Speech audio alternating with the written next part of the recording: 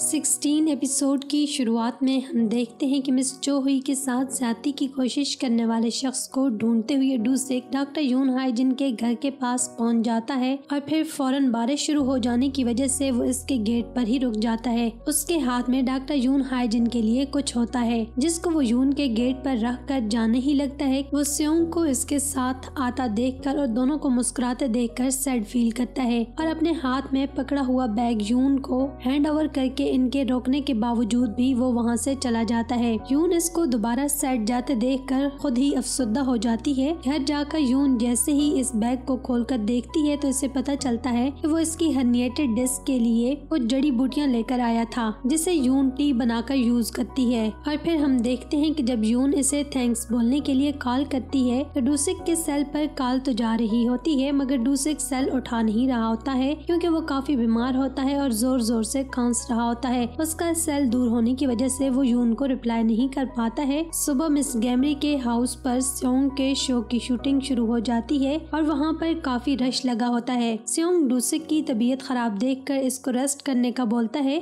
मगर वो जाने से इनकार करते हुए इनको काम करने का कहते हुए काम करना शुरू कर देता है और उनसे कहता है कि वो ठीक है, इन्हें इसकी फिक्र करने की जरूरत नहीं है। मिस जो नम सूक को बैंक की एम्प्लॉय संडे को कॉल करती है और इसकी सेविंग्स पर 15% इंटरेस्ट देने का लालच भी देती है और फिर मिस जो नम सूक को एक जगह बताकर वो किसी से मिलने का बोलती है। रास्ते पर सुबह की वॉक से वापस आती हुई यून मिस जो नम सूक को पहले जाते देखकर इसका पीछा करती है और जब मिस जो नम सूक वहाँ पर एक स्कैमर्स को अपनी सारी सेविंग्स देने लगती है तब यून इसको ऐसा करने से रोकती है और बताती है कि अगर बैंक की तरफ से इंटरेस्ट का कहा गया है तो सेविंग बैंक में ही जमा करवानी चाहिए, न कि बाहर। वो इसे बताती है कि ये एक स्कैमर है। तभी पास खड़ा स्कैमर मिस जो नम सूक के हाथ से सारी रकम छीन कर वहाँ से भाग जाता है और यून इसके पीछे वो पैसे वापस लेने के लिए दौड़ती है। काम से वापस आते हुए डूसिक और स्योंग इसकी खराब तबीयत को लेकर काफी ज्यादा डिस्कस कर रहे होते हैं और स्योंग इसे कल रेस्ट करने का बोल रहा होता है। तभी इनके पास से वो चोर भागता हुआ गुजरता है और पीछे से आती आवाजें लगाती यून को देखकर वो दोनों भी इस चोर को पकड़ने के लिए भागते हैं। वो चोर इनको पूरा गांव घुमाने के बाद डूसिक के हाथों पकड़ा जाता है और डूसिक स्योंग को वहाँ पर बिखरे पैसे इकट्ठे करने का बोलकर चोर के हाथ पांव बांध देता है। मिस जो नम सूक रेस्टोरेंट के बाहर बैठी रो रही होती है कि उसने ये क्या कर दिया है। तकरीबन पूरा गांव ही वहाँ पर इसके पास जमा होकर इसकी फरियाद सुन रहा होता है। तभी डूसिक और स्योंग इस चोर को लेकर वहाँ आते हैं और मिस जो नम सूक को इसकी मनी वापस करते हैं जिसे देखकर वो दोनों को थैंक्स बोलती है और पुलिस चीफ इसे डांटता है कि इसे आइंदा केयर करनी चाहिए, जिस पर डॉक्टर यून हाइजिन उस पुलिस चीफ को डांटते हुए मिस जो नम सूक से कहती है कि ये तो पहले ही लुटी हुई है तो आप इसे क्यों डांट रहे हैं, बल्कि इसके बजाय इस स्कैमर को सजा देनी चाहिए। मिस जो नम सूक के दिल में अब डॉक्टर यून हाइजिन के लिए एक बहुत ही सॉफ्ट कॉर्नर पैदा हो चुका होता है। फिर चोर के पकड़े जाने के बाद सब लोग वहाँ से गुड बाय बोलकर चले जाते हैं। सबके चले जाने के बाद वहाँ पर यून, डूसिक और स्योंग खड़े होते हैं। यून इन दोनों को थैंक्स बोलते हुए डूसिक के बाजू पर चोट देखकर इसकी तकलीफ का पूछती है तो डूसिक इस बात को नजरअंदाज करते हुए स्योंग से अपने काम से छुट्टी का बोलकर चला जाता है क्योंकि वह अब खुद को अच्छा फील नहीं कर रहा होता है। डूसिक यून और स्योंग को ज्यादा से ज्यादा स्पेस देने की कोशिश कर रहा होता है। ऐसे लगता है कि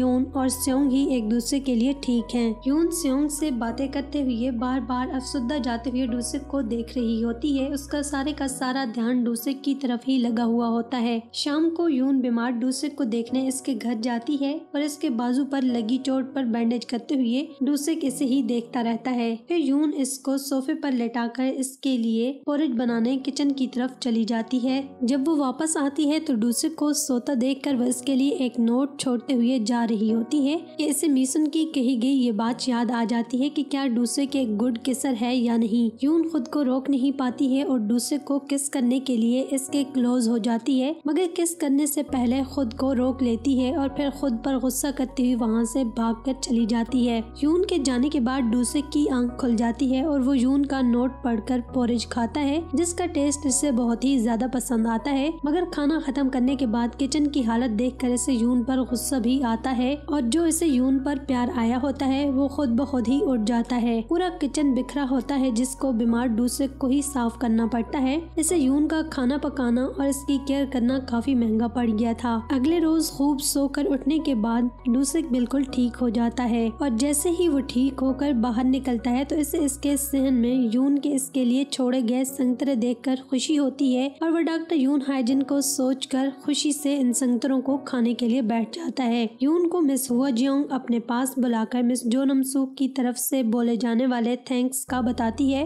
और वो उसे ये भी बताती है कि मिस जो नम सूक ने जो इसकी फीलिंग को हर्ट किया और इसके बारे में रूमर्स फैलाए थे, इस पर वो यून को सॉरी बोल रही होती है। मिस हुआ जियोंग की बातों से यून को मिस जो नम सूक की बीमार बेटी और इसकी डेथ का पता चलता है और उसे ये भी पता चलता है कि मिस जो नम सूक जो भी रूमर्स वगैरह सब फैलाती है सिर्फ और सिर्फ अपना गम भुलाने के लिए करती है। सभी लोगों को उसकी हालत का यहाँ पर मालूम होता है। कोई भी इसे इसलिए नहीं डांटता है क्योंकि वो उसकी बुरी कंडीशन देख चुके होते हैं। डॉक्टर यून हाइजिन को भी मिस जो नम सूक के बारे में सुनकर इससे हमदर्दी होने लगती है। मिस हुआ जियोंग इसे बताती है कि इससे सदमे से निकलने में काफी वक्त लग गया था और फिर उसने अपनी सारी की सारी तवज्जो अपनी बेटी आरएम के नाम पर डोनेशन और जूरी को अपनी बेटी की तरह समझकर इसके लाड उठाने पर लगा दी थी और वो अपने गम को भुलाने के लिए दूसरों की गॉसिप्स करके खुश रहने का बहाना ढूंढती रहती है। यून हाइजिन का मिस हुआ जियोंग से मिस जो नम सूक के बारे में सुनकर सारी बातें उसकी तरफ से दिल साफ हो जाने पर वो दोबारा से इसे अपने क्लिनिक पर ट्रीटमेंट के लिए आने का बोलती है और उससे वो वार्न भी करती है कि आइंदा वो किसी को भी रॉन्ग गाइड नहीं करेगी और न ही किसी को डेंटल टेक्नीशियन की तरफ रेफर करेगी। रात के शो के लिए मिस्टर जून और इसका दोस्त मिस गैमरी के घर पर पहुंच जाते हैं और शो की प्रिपरेशन करते हैं। रात को सब लोग शूटिंग को देखने वहां पर मौजूद होते हैं। जूरी भी अपने डैड के साथ जून का शो देखने आई होती है। डूसिक वहां मेसन को देखकर यून को तकने लगता है मगर वो उसे कहीं पर भी नजर नहीं आती है तो वो उसे देखने के लिए क्लिनिक पर चला जाता है। हम देखते हैं कि डूसिक जब डॉक्टर यून हाइजिन को लेने के लिए उसके क्लिनिक पर जाता है तो डॉक्टर यून हाइजिन उसके वहां आने से पहले ही ऑफ करके घर के लिए निकल चुकी होती है। जब वो अपने घर की स्ट्रीट की तरफ जा रही होती है तो उसकी स्ट्रीट की लाइट खराब होने की वजह से स्ट्रीट में काफी ज्यादा अंधेरा होता है तो डॉक्टर यून हाइजिन रोशनी के लिए अपने सेल को चेक करती है मगर उसकी बैटरी डेड हो चुकी होती है। जब वो अंधेरे में चलने लगती है तो उसे लगता है कि कोई उसका पीछा कर रहा है। थोड़ी देर और चलने के बाद पहले तो उसे लगता है कि शायद ये उसका वहम है मगर थोड़ी देर और चलने के बाद उसे लगता है कि वाकई उसके पीछे कोई आ रहा है। जब वो मुड़कर देखती है तो उसे अंधेरे में कुछ नजर नहीं आता है मगर जैसे ही वो दोबारा से चलना स्टार्ट करती है तो दोबारा से उसके पीछे चलने की आवाजें आना शुरू हो जाती हैं। तब डॉक्टर यून हाइजिन असली मैनों में डरती है, अपने सेल को दोबारा से ऑन करने की कोशिश करती है मगर पीछे से आती आवाजें सुनकर घबरा कर उसके हाथ से सेल छूटकर नीचे गिर जाता है। स्ट्रीट के मिड में गिरे हुए सेल को उठाते हुए डॉक्टर यून हाइजिन की नजर अपने पीछे आते एक साए पर पड़ती है तो वो सेल को भूल भाल कर अपनी जान बचाने के लिए वहाँ से भाग जाती है। डॉक्टर यून हाइजिन काफी ज्यादा घबराई हुई होती है और जब वो भाग रही होती है और जैसे ही अपने घर के पास पहुँचती है तो उसे अपने सामने डूसिक खड़ा नजर आता है जिसे देखकर घबराई हुई डॉक्टर यून हाइजिन फौरन उसके सीने से लग जाती है। डूसिक को पहले तो कुछ समझ नहीं आता कि क्या है मगर वो डॉक्टर यून हाइजिन की फीलिंग्स की रिस्पेक्ट करते हुए उसे अपनी बाहों में सेव कर लेता है और फिर उसे कुछ समझ आने लगती है कि डॉक्टर यून हाइजिन काफी ज्यादा डरी हुई है मगर इसके पीछे रीजन क्या है उसे इसकी समझ तो नहीं आ रही होती है। मगर जैसा कि पूरा गांव ही पहले जान चुका है कि यहाँ पर कोई एक ऐसा आवारा इंसान है जिसने मिस जो हुई को भी अकेले देखकर टीज करने की कोशिश की थी और शायद इस बार भी डॉक्टर यून हाइजिन के पीछे भी वही इंसान ही था।